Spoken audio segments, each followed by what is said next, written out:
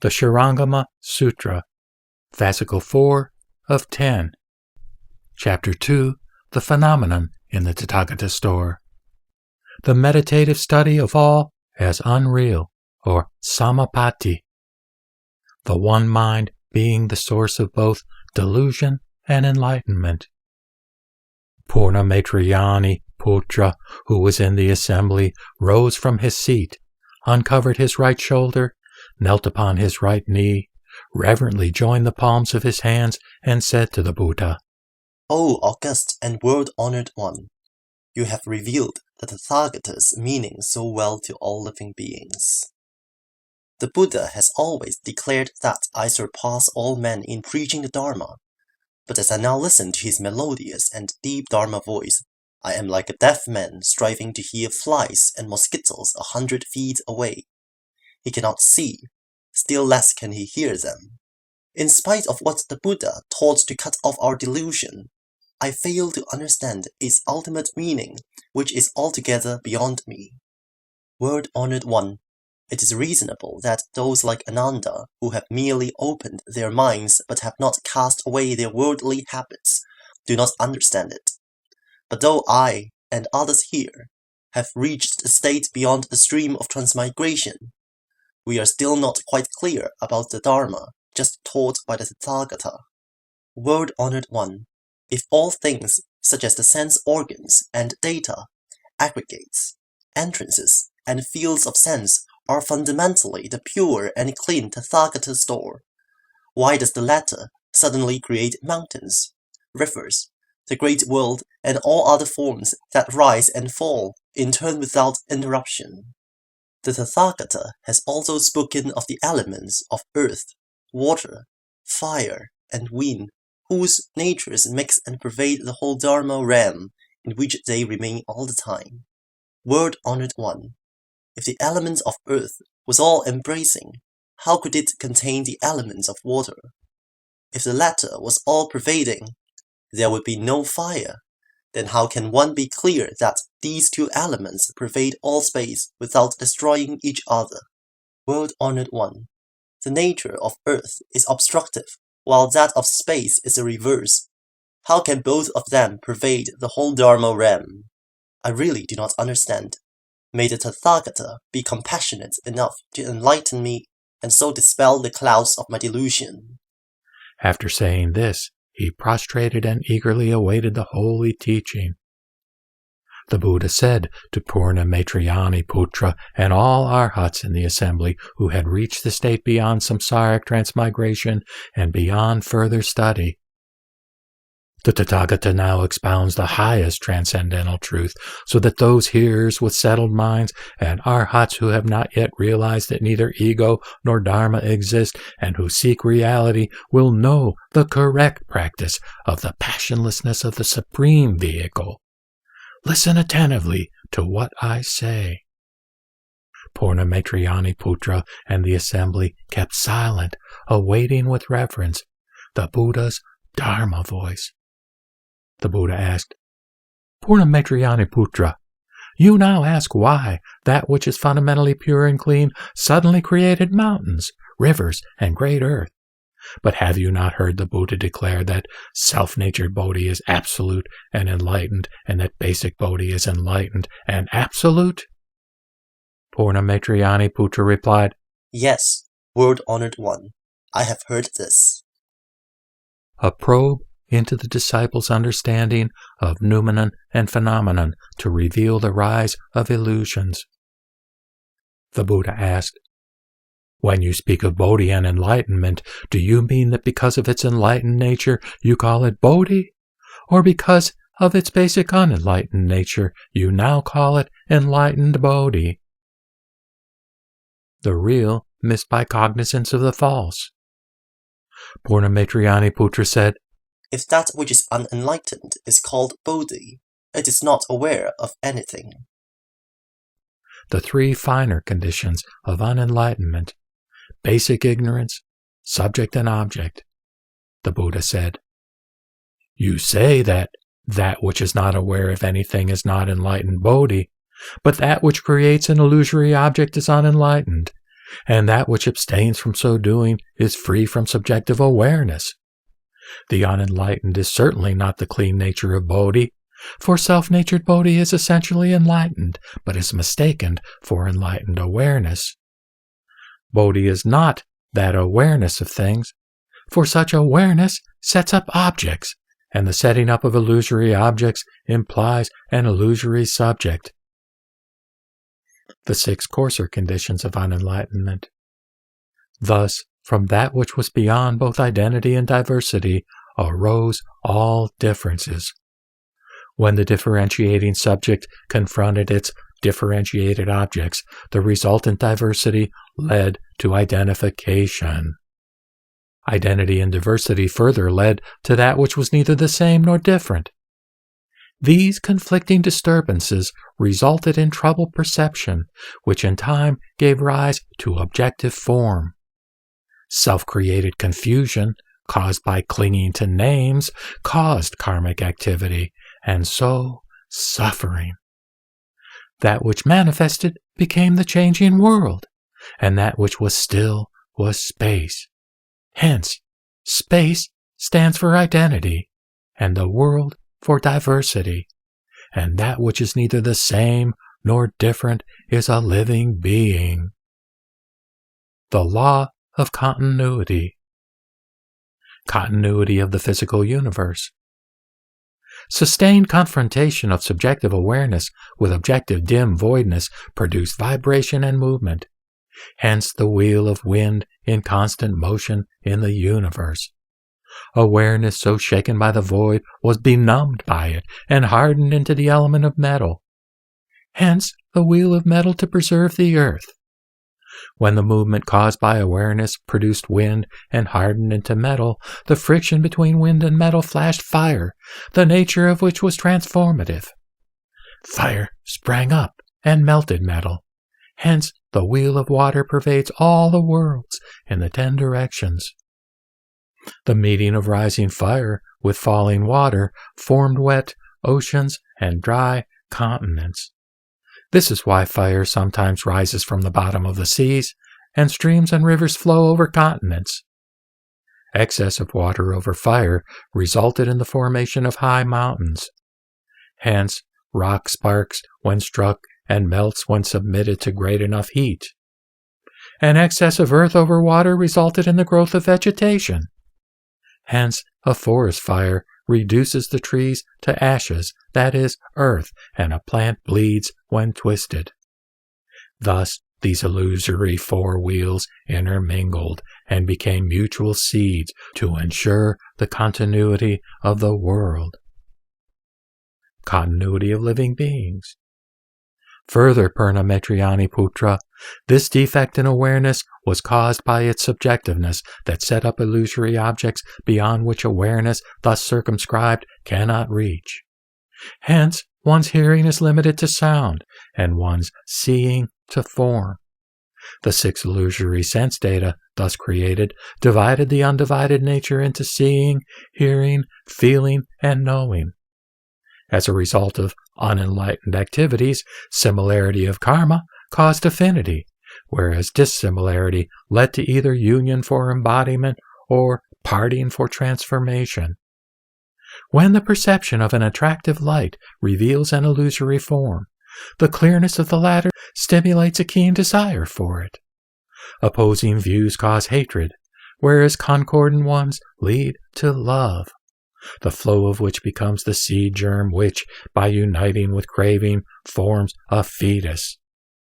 Thus, sexual intercourse attracts those who share the same karma and causes the 5 states of a fetus. Therefore, the 4 forms of birth derive from particular causes. Birth from an egg is due to the predominance of thoughts, that from a womb to passions, that from humidity to responsive union, and that by transformation to parting and metamorphosis. The union and parting of thoughts and passions cause further changes and transformations which rise and fall, closely followed by living beings, who are thus subject to the retributive effects of their karma. Hence the continuity of the realm of living beings. continuity of karmic retribution. Purnamaitrayani Putra, since desire and love are tied so closely together, no disengagement is possible, and the result is an endless succession of the births of parents, children, and grandchildren. This comes mainly from sexual desire, which is stimulated by love. Since passion cannot be destroyed, living beings born from wombs, eggs, humidity, and by transformation tend to use their strength to kill each other for food. This comes mainly from their passion for killing. So if a man kills a sheep to eat its meat, the sheep will be reborn as a human being, and the man, after his death, will be reborn as a sheep to repay his former debt. Thus, living beings of the 10 states of birth devour each other and so form evil karma, which will have no end. This comes mainly from their passion for stealing. Due to such causes as, "You owe me my life," and "I pay my debt," living beings are subject to birth and death for hundreds and thousands of eons. Due to such causes as, "You treasure my heart, I love your beauty," they continue to be tied to each other for hundreds and thousands of kalpa. Therefore, the basic causes of continuous karmic retribution are 3: killing, stealing, and carnality. Thus, Purnamaitrayani Putra, these 3 evil causes succeed one another solely because of unenlightened awareness, which gives rise to the perception of form, and so sees false mountains, rivers, and the great earth, as well as other phenomena which unfold in succession, and, because of this very illusion, appear again and again as on a turning wheel. The uncreated and unending. Purnamaitrayani Putra asked, If Bodhi, which is basically absolute and enlightened, and is the same as the unchanging Tathagata mind, can suddenly create mountains, rivers, the great earth, and other phenomena, when will the Buddha, who has attained absolute enlightenment, again give rise to the worldly perception of mountains, rivers, and the great earth? The Buddha said, Purnamaitrayani Putra, if a man loses his way to a village by mistaking south for north, does his error come from delusion or enlightenment? Purnamaitrayani Putra replied, From neither. Why? Because, since delusion has no root, how can this error come from it? Since enlightenment does not beget delusion, how can it cause him to err? The Buddha asked, if this man, while erring, suddenly meets someone who shows him the right way, do you think in spite of his mistake he will lose his way again? Purnamaitrayani Putra replied, No, word-honored one. The Buddha said, Purnamaitrayani Putra, it is the same with all Buddhas in the 10 directions. Delusion has no root, for it has no self-nature. Fundamentally, there has never been delusion, and though there is some semblance of it, when one is awakened, it vanishes, for Bodhi does not beget it. This is like a man suffering from an optical illusion who sees flowers in the sky. If he is cured, these flowers will disappear. But if he waits for them to appear again, do you call him stupid or intelligent? Purnamaitrayani Putra replied, Fundamentally, space has no flowers, but due to defective sight, they are seen as being in the void. This is already a false attitude. If in addition, they are required to appear again, this is mere folly. How then can that man be called stupid or intelligent?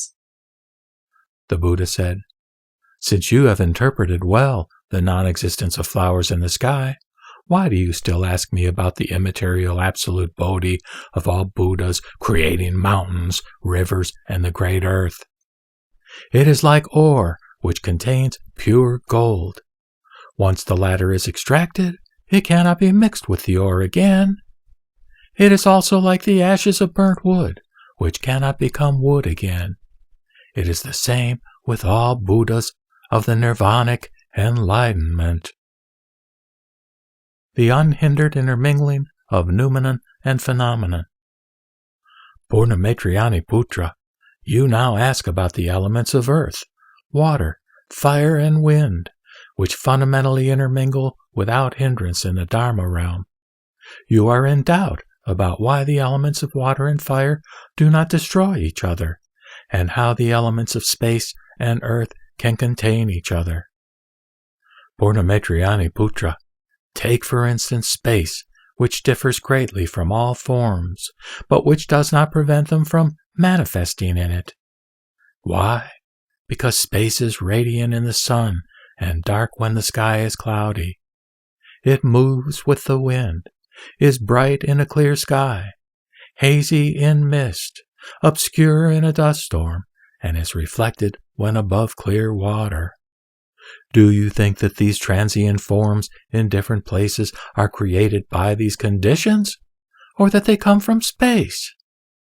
If they come from these conditions, then when the sun shines, there is sunlight, and all the worlds in the 10 directions should be identical with the sun.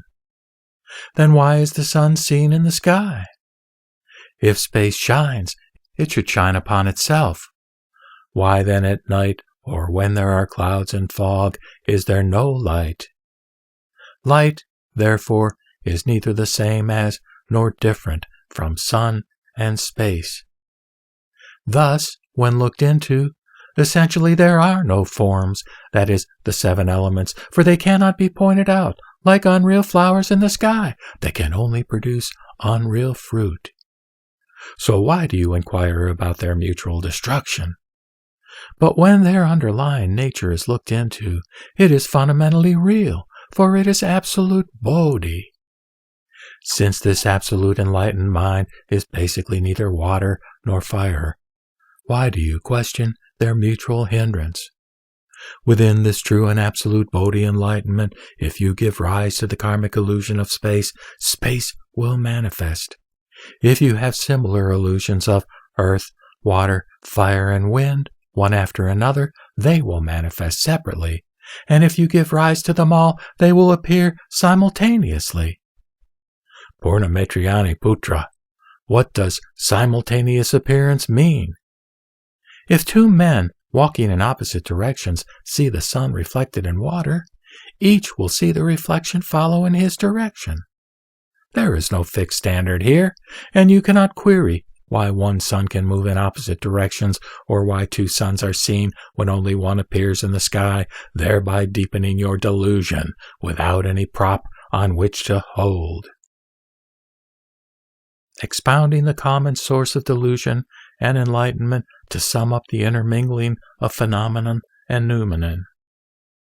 Purnamaitrayani Putra, because you cling to form and space that displace each other in the Tathagata store, the latter in accordance with your karma manifests as space and form which pervade the whole Dharma realm, and as a result there appear within it the blowing wind, still voidness, a bright sun, and dark clouds.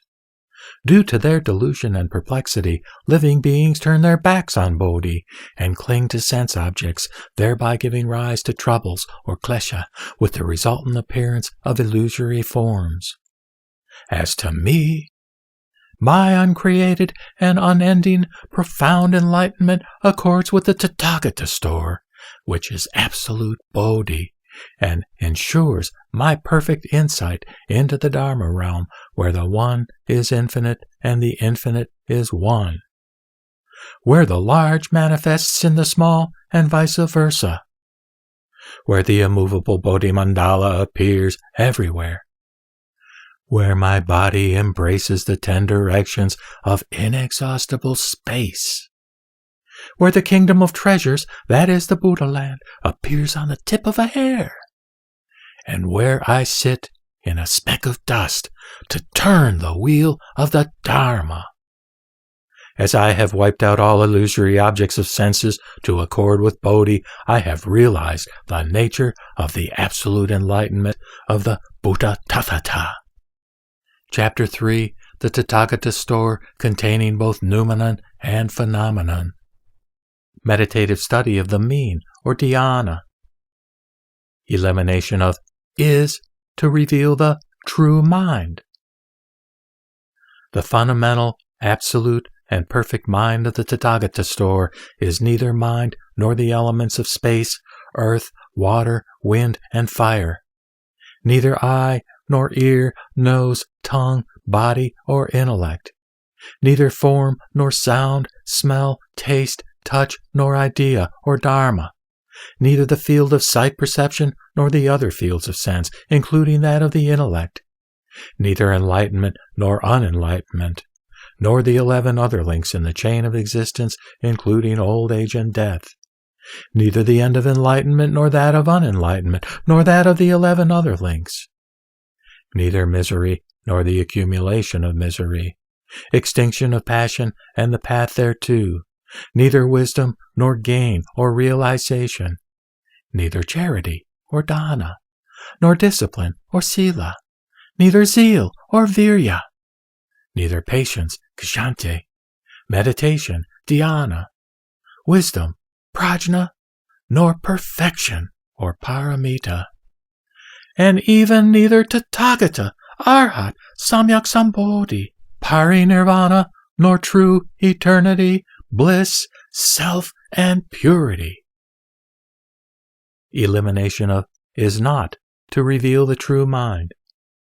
Thus, the basic enlightened mind of the Tathagata store, being neither mundane nor supramundane, is wonderful in that it is also identical with worldly mind and the elements of space, earth, water, wind, and fire, with eye, ear, nose, tongue, body, and intellect, with form, sound, smell, taste, touch, and ideas, with the field of eye perception and all the other fields before and including that of intellect, with enlightenment, unenlightenment, and the 11 other links in the chain of existence before and including old age and death, with the end of enlightenment, of unenlightenment, and of the 11 other links, with misery and its accumulation, with the extinction of passions and the path thereto, with dana, sila, virya, kshanti, dhyana, prajna, and paramita, and also with Tathagata,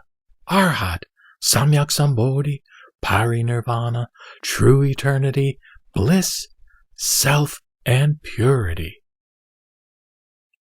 Simultaneous elimination of is and is not to reveal the absolute mind. Thus, the underlying principle of the absolute enlightened mind of the Tathagata store, being identical with and including both the mundane and supramundane, is above is and is not, and beyond both identity and difference. How, therefore, can worldly beings of the 3 realms of existence and in the supramundane Shravaka and Pratyeka Buddha states fathom the Tathagata Supreme Bodhi and penetrate the Buddha wisdom by word and speech? For instance, though a lute can make sweet melody, it is useless in the absence of skillful fingers. It is the same with you and all living beings, for although the true mind of precious Bodhi is complete within every man, when I press my finger on it, the ocean symbol radiates. But as soon as your mind moves, all troubles or klesha arise. This is due to your remissness in your search for Supreme Bodhi, in your delight in Hinayana, and your contentment with the little progress which you regard as complete. The one mind, sudden awakening and realization. Purnamaitrayani Putra said, The Buddha and I possess the true, absolute, and clean minds of complete enlightenment, which are the same and wholly perfect. But why, after so many transmigrations due to my delusion from the time without beginning, and after my present attainment of the saintly vehicle, am I still unable to realize the ultimate, whereas the world-honored one has eliminated all falseness and has realized absolute permanence? I beg to ask the Tathagata what causes the delusion that screens living beings from their profound enlightenment, and so subjects them to their present position. The Buddha replied, Although you have wiped out your troubles or klesha, traces of your defilement still remain. I will now put some worldly questions to you. Have you not heard of the madman, Yajnadatta of Sravasti, who would look into a mirror and delight in seeing his eyebrows and eyes, but when one morning he failed to see them in his own head, thought himself bedeviled? Do you think there was any valid reason for such madness? Purna Maitrayani Putra replied, There was no valid reason. The Buddha said, The absolute Bodhi is basically enlightened and absolute. When it is screened and wrongly called false, how can there be a real cause of this delusion? For if there is a real reason, how can it be called false? All this arises from wrong thinking, which develops into further wrong thinking. When one falseness is heaped on another, in spite of the teachings by Buddhas in countless former eons, you are still unable to avoid delusion. Its causes are also under delusion. But if you realize that it has none, falseness will have no support and will vanish. Since delusion was never created, what is there to destroy to realize Bodhi? This is like a man who, when awake, relates what he saw in a dream. He may be ingenious, but what can he get from it? Still less can he benefit from a state which does not derive from any cause and does not really exist. Like Yajnadatta, who, without reason, took fright at not seeing his own head. If he suddenly ceased to be crazy, his head would not come from elsewhere, and even if he was still mad, it was not really lost. Purna Maitrayani Putra, since this is the nature of falseness, where is its cause? If you will only cease to discriminate and to believe in the three illusions that there are the universe, karmic retribution, and the realm of living beings, the three conditions derived from killing, stealing, and carnality will come to an end. Without these conditions, the three causes will not arise, and, as with mad Yajnadatta, the mad nature of your own mind will come to an end, and when it does, that is enlightenment or Bodhi.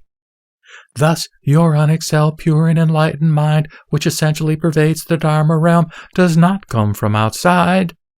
How can it be realized by toilsome and profound practice and by achievement? This is like a man with a Chintamani pearl sewed in his coat who forgets all about it, thinks he is really poor, and wanders about begging for food.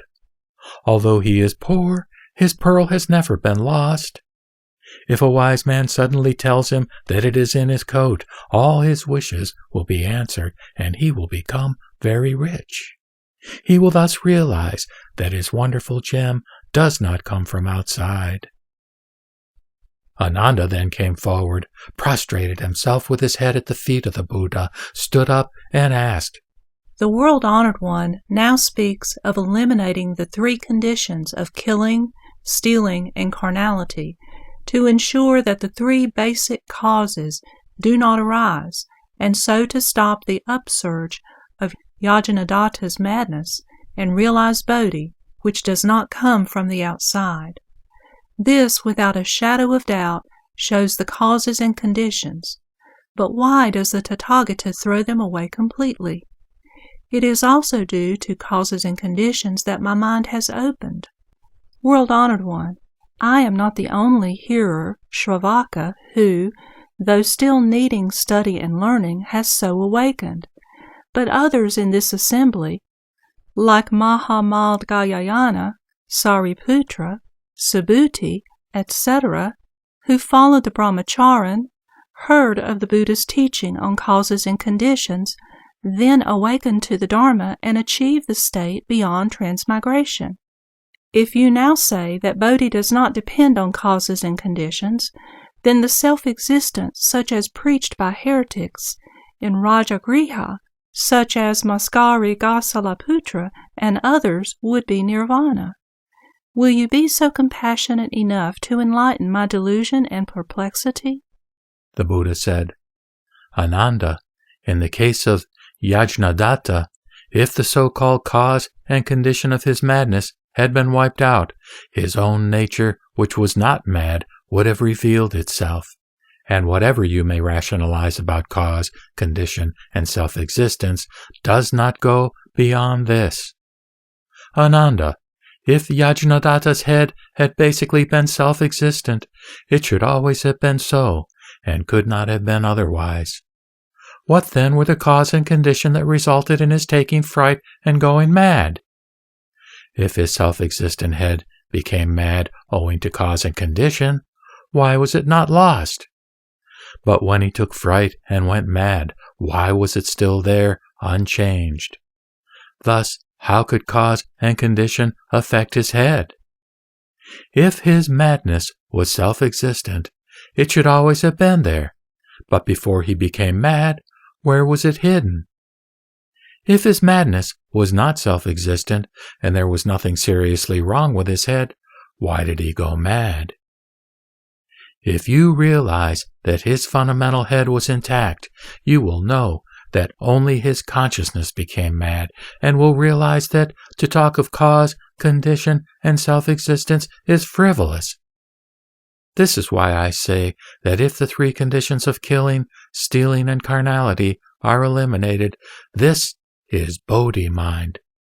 But the idea that Bodhi mind is created after the samsaric mind has been annihilated pertains to samsara. Even after the ideas of both creation and destruction have been abandoned, with no more thought of practice and realization, if the least belief in self-existence remains, this shows clearly that the death of the worldly has given birth to the self-existent mind, which also pertains to samsara with its implied opposite, self-existence. This is like the mixture and fusion of various worldly materials into a composite compound which implies its opposite, the uncompounded. But the Absolute, which is neither original nor unoriginal, neither mixed and united nor not mixed and not united, and neither apart nor not apart from union and separation, is above and beyond all sophistry. Bodhi and Nirvana are still very far away and cannot be attained without eons of practice and experience. Even if you succeed in memorizing the 12 divisions of the Mahayana canon taught by all the Buddhas, and the profound and perfect doctrines countless as the Ganges sands, this will only increase sophistry. Although you speak of cause, condition, and self-existence as if you are very clear about them, and in spite of people calling you the first of those with a wide knowledge of the Dharma, with its beneficial influence for eons past, you have been unable to avoid the pit into which Matangi fell. Why have you waited to be rescued from it by my Surangama mantra, which caused the girl to extinguish the fire of lust completely, to realize the state of anagaman, and to enter the dense forest of zeal and devotion? As the river of love dried up, you were delivered from bondage. Therefore, Ananda, your memorizing and remembering the Tathagata's profound and wonderful teaching for successive eons cannot compare with one day's practice of the transcendental path, which has enabled you to avoid suffering from both love and hate. Matangi was a prostitute, but she gave up lust and desire with the aid of the mantra, thereby becoming a bhikshuni called self-nature in this assembly. Both she and Yasodhara, the mother of my elder son Rahula, awoke to sufferings caused by desire and love in their previous lives, and in a flash of thought practiced the transcendental way. One was freed from bonds, and the other received my prediction of her future enlightenment. Why do you still deceive yourself by clinging to what you see and hear? Chapter 4. Self-Enlightenment. Objects contemplated in meditative studies.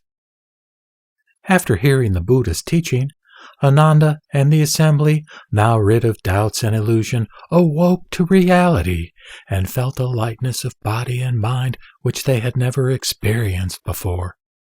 Ananda again wept, prostrated himself with his head at the feet of the Buddha, knelt down, brought his palms together, and said, O peerless, compassionate, and immaculate King of treasures, you have opened my mind so well by using all kinds of expedients and encouragement to lead me out of darkness in the ocean of suffering. World-honored one, after hearing your Dharma voice, although I have realized that the bright mind of absolute Bodhi of the Tathagata store pervades the 10 directions to bring all the lands therein to the pure and majestic kingdom of absolute enlightenment, the Buddha again blames my useless knowledge acquired by listening, which cannot compare with true practice and training. I am like a traveler who is suddenly given by the King of Heaven a splendid mansion, which now that he owns it, he should know how to enter. May the Tathagata not forsake his great compassion, and may he teach all the deluded in this assembly how to give up the small vehicle, and how to develop their minds in order to attain the ultimate nirvana, so that those who still need study and learning may know how to overcome their clinging to causal phenomena in order to achieve perfect control, dharani, and enter the Buddha's all-wisdom. After saying this, he prostrated himself and reverently awaited the holy teaching. Practice of meditation for self-enlightenment. The Buddha took pity on the Shravakas and Pratyeka Buddhas in the assembly whose minds set on enlightenment were still not at ease, and also on future living beings in the Dharma ending age who will want to develop their Bodhi minds and to tread the path of the supreme vehicle. He said to Ananda and the assembly, "As you are determined to develop the Bodhi mind, and practice the Tathagata samādhi tirelessly, you should first ascertain the 2 decisive factors in the development of your mind. What are they? The subjective mind in the meditation. Ananda, as you decide to give up the state of a Shravaka to practice with the Bodhisattva vehicle in order to possess the Buddha's all-wisdom, you should see clearly if the cause ground used as a point of departure and its fruit ground, that is, realization, are compatible or not.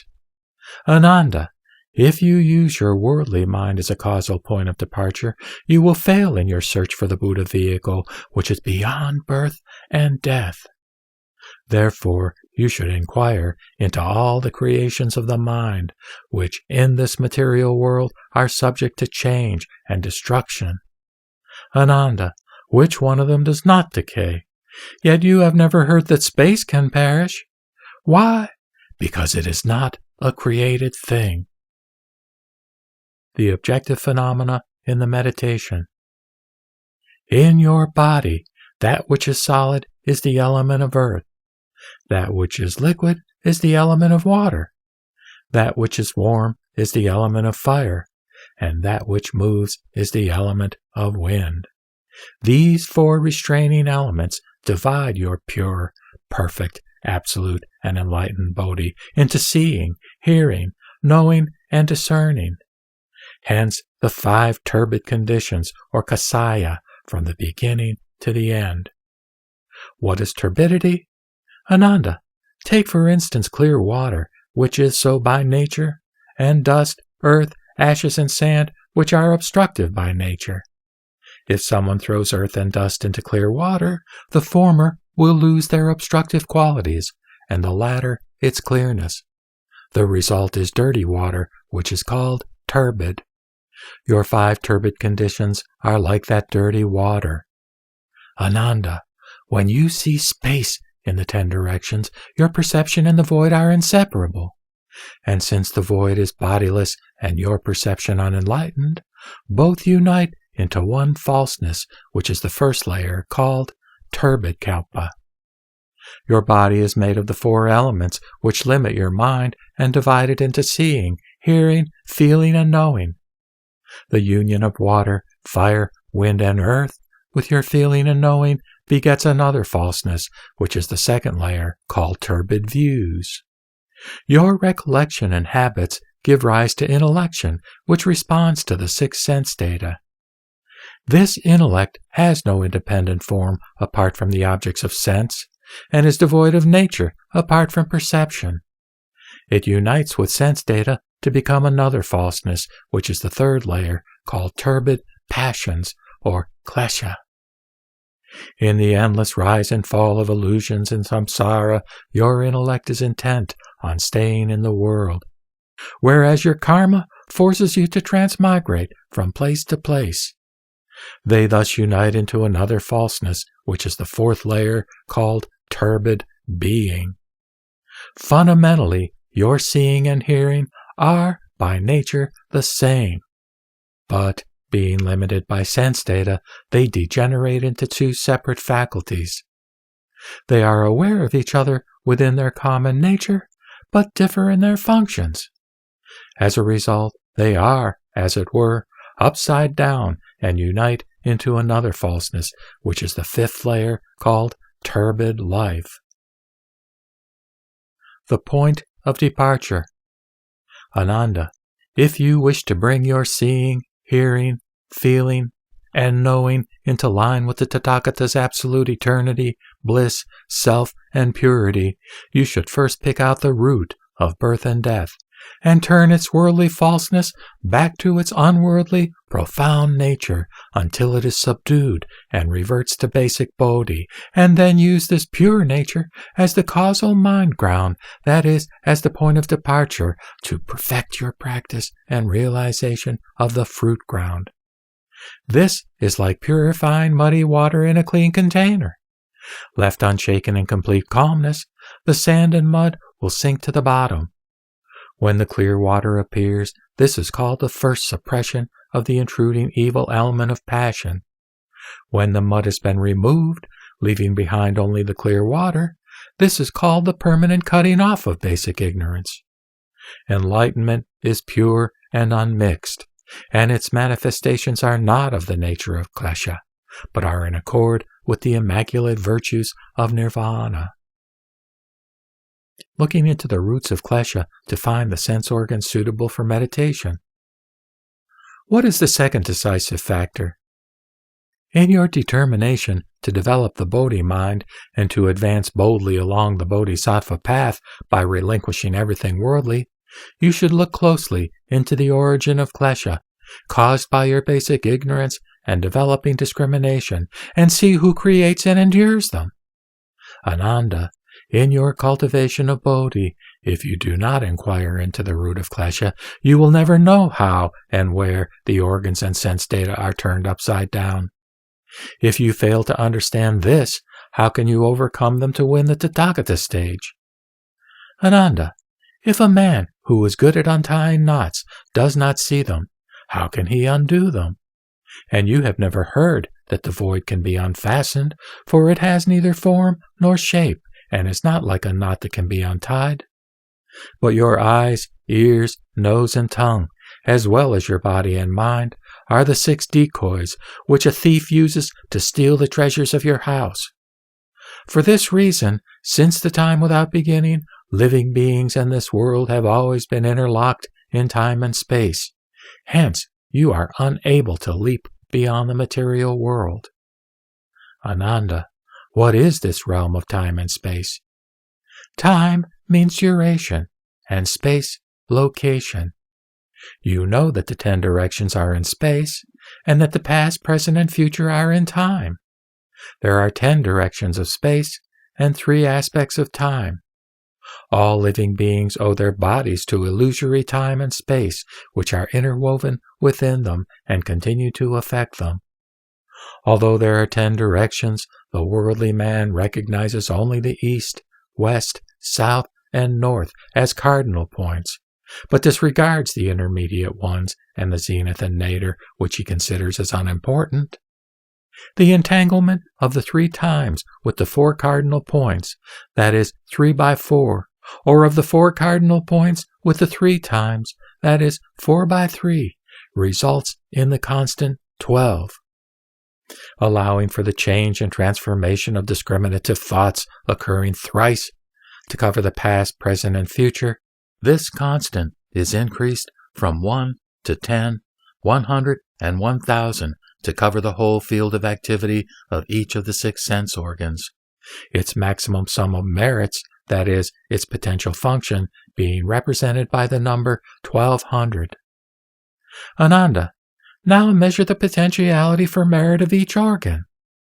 For instance, your eyes can see things in front and on both sides, but nothing behind you. Its incomplete field of activity represents only 2/3 of the maximum, that is, only 800 merits. As to your ears, their field of activity includes all the 10 directions. A sound is heard whether near or distant, while silence is registered as being boundless. Hence, this organ earns the full 1200 merits. The function of your nose relies on in and out breaths, which lack a common point of contact, hence it earns only 800 merits. When your tongue propagates mundane and supramundane wisdoms, though language is restricted, the meaning is inexhaustible. Hence, this organ registers all the 1200 merits. When your body feels that it is touched, the feeling exists when there is touch, but vanishes in its absence. Hence, your body has only 800 merits. As intellect embraces both the mundane and supramundane of the past, present, and future in the 10 directions, including all the worldly and saintly, without limits, you should know that this organ earns the full 1200 merits. Ananda, as you now wish to go against the samsaric current of desire, you should revert to the very organ from which it flows until you reach the state beyond birth and death. Therefore, you should look into the 6 functioning organs and see which one is consistent or not, is deep or shallow, and is all-penetrating or deficient. If you find the all-pervading organ, you should turn back its karmic flow so that it accords with its penetrating quality. The difference between realization by means of this penetrating organ and that through a deficient one is comparable to that between a day and an eon. I have now revealed to you the 6 organs arising from your true mind and their respective potentialities so that you can choose the one most suitable to you and advance in your practice.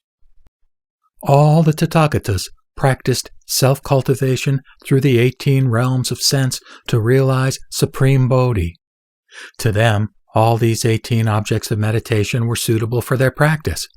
But your quality is inferior, and you are unable to use them to win supreme wisdom. This is why I now teach you to choose a suitable organ for your deep meditation. Once you have entered it and freed yourself from illusion, all your 6 organs will become pure and clean simultaneously.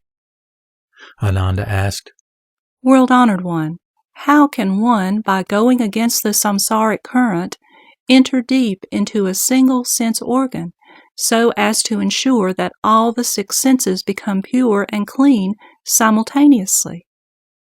The Buddha replied, Although you have realized the state of stream entry, or Shrodha-apana, and wiped out worldly views, you are still not yet clear about the inner thoughts that have accumulated since the time without beginning, the elimination of which can be made only by practice and training.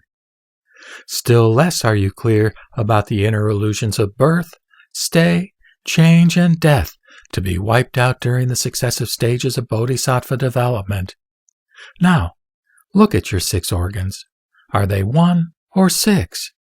Ananda, if they are 1, why cannot you see with your ears, hear with your eyes, walk with your head, and speak with your feet?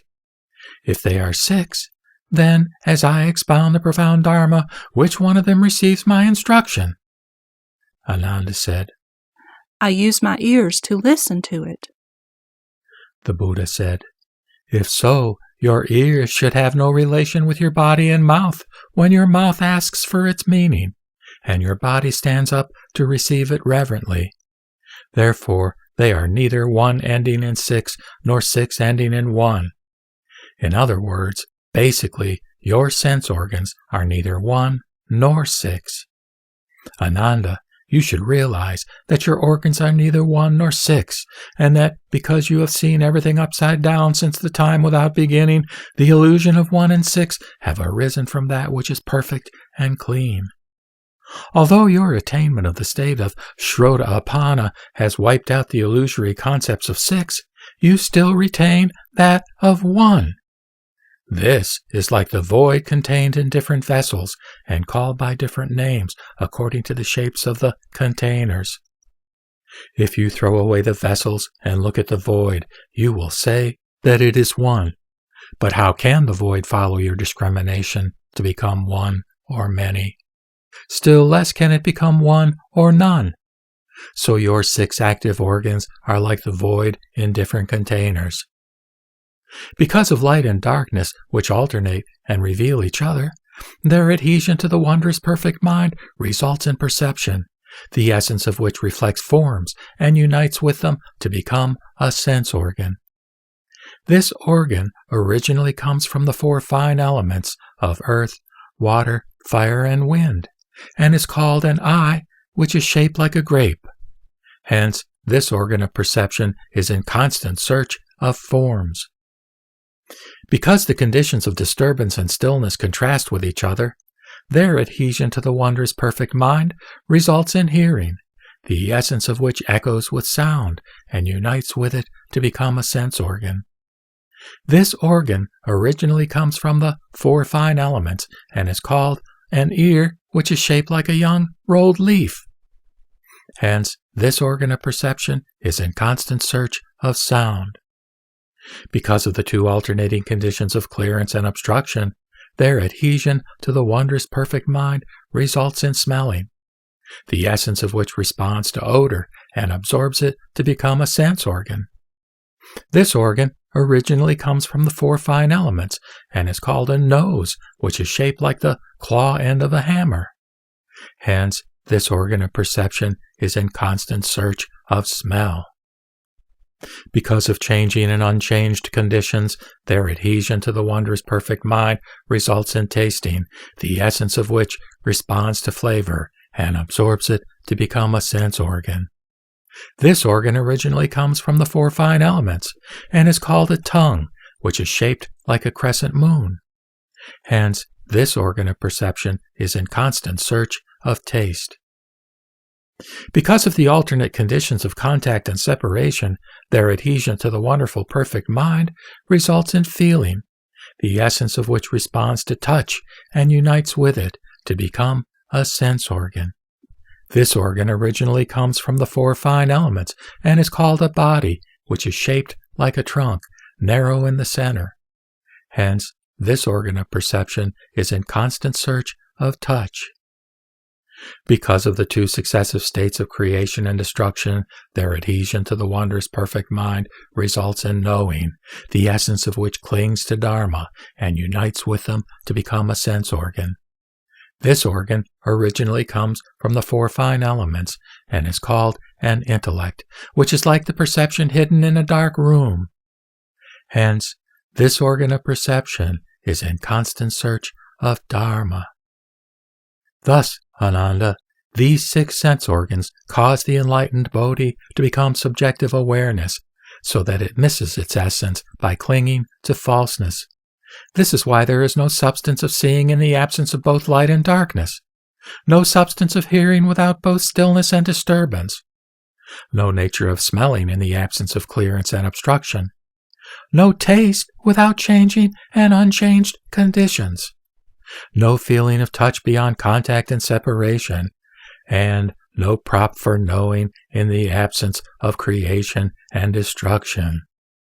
You have only not to follow the states of stillness and disturbance, of contact and separation, of changing and unchanged conditions, of clearance and obstruction, of creation and destruction, and of light and darkness. And from these 12 worldly conditions, just root out any one of your 6 sense organs to disengage it from both inner and outer adhesion. As soon as it is subdued and brought back to the real, the latter's light will appear. When the bright nature manifests, the other 5 adhesions will be completely rooted out, and you will be free from wrong views created by the sense data.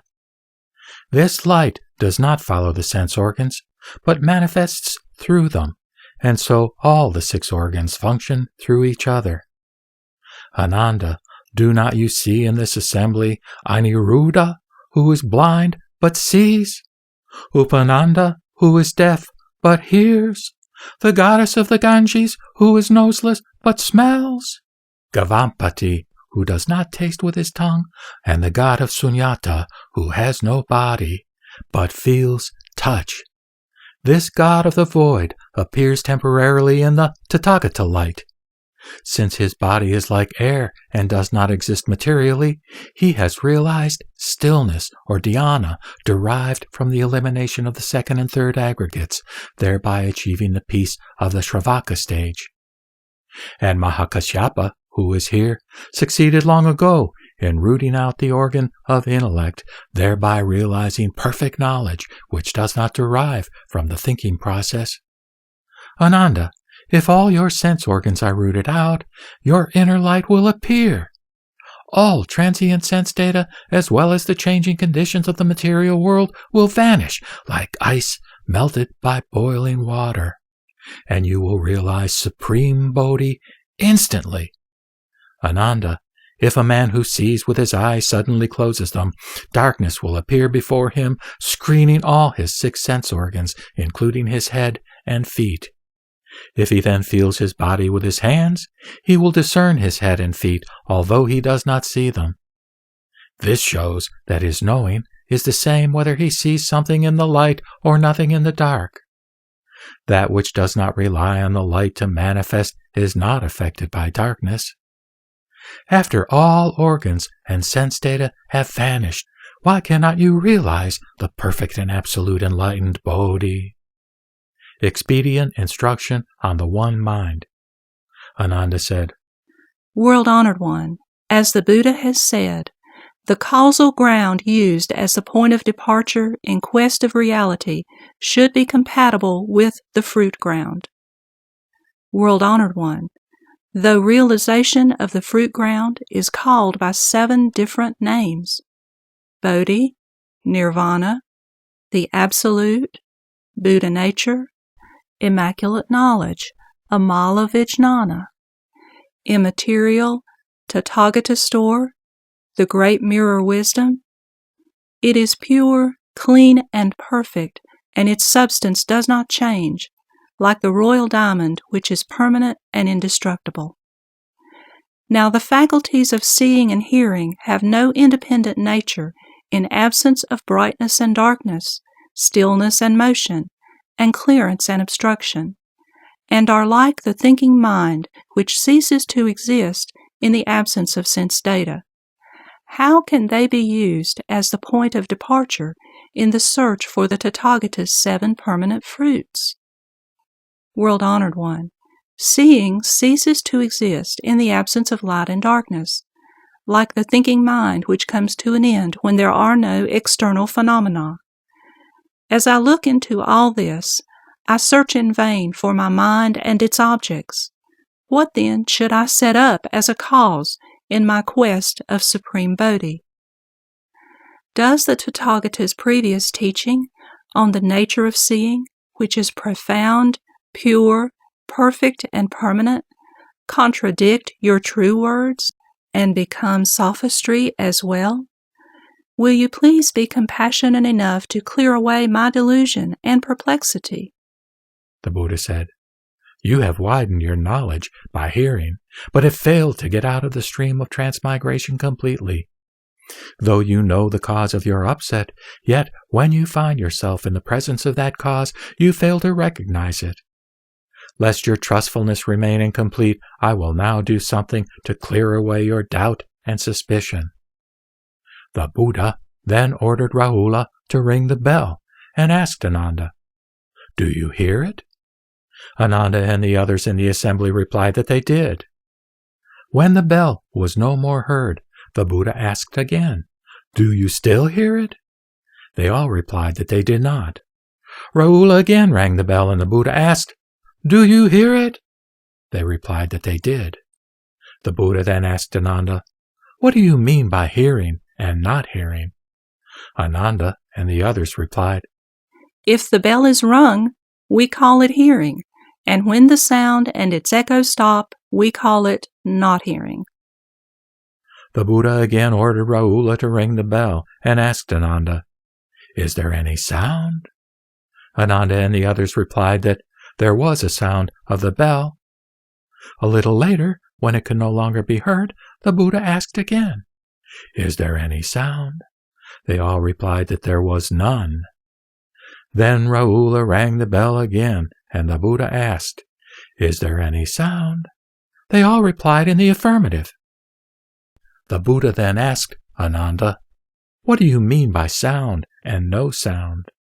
Ananda and the others replied that if the bell was rung, there was sound, and when both the sound and its echo stopped, this was called no sound.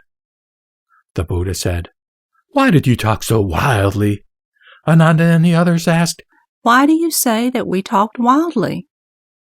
The Buddha said, "When I asked you about hearing, you spoke of hearing, and when I asked you about the sound, you spoke of it. So merely about hearing and sound, your answers were ambiguous. How could they not be called wild? Ananda, when both the sound and its echo ceased, you said there was no hearing. If there really was no hearing, its nature would have died and would be like a withered log. But when the bell was rung again, how did you hear it? Existence and non-existence concern only the sound which may be present or not. But how can the nature of your hearing follow your discriminations to exist or not? If it really ceased, who then knew there was no sound? Therefore, Ananda, in your hearing, the sound may exist or not, but this does not mean that the sound, whether heard or not, can cause your hearing to exist or not. In your delusion, you mistake the sound for your hearing, and so regard the permanent as transient.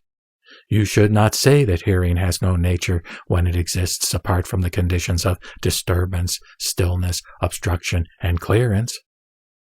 For instance, when a man sleeps soundly, if people pound rice, he may hear the beating of a drum or the ringing of a bell. So when asleep, he might find it strange that the bell is like the beating of a piece of wood or stone. But if he suddenly wakes up and hears the pestle, he will tell his family about his mistake when asleep. Ananda, does that man remember in his sleep the conditions of stillness, disturbance, clearance, and obstruction? Although his body rests, the nature of his hearing is present. Even when your body perishes and your life comes to an end, how can this nature vanish? For since the time without beginning, all living beings have followed forms and sounds and pursued the flow of their thoughts without awakening to their pure, profound, and permanent nature. By straying from the permanent and by following birth and death, they have been contaminated with defilements in successive lives. If you only keep away from samsara and dwell in real permanence, your eternal light will appear, thereby causing your organ, sense data, consciousness, and mad mind to vanish simultaneously. The objects of your thinking process are polluting dust, and the feelings that arise from your consciousness are impurities. If both are kept away, your Dharma eye will appear pure and bright instantly. Why then cannot you realize supreme Bodhi?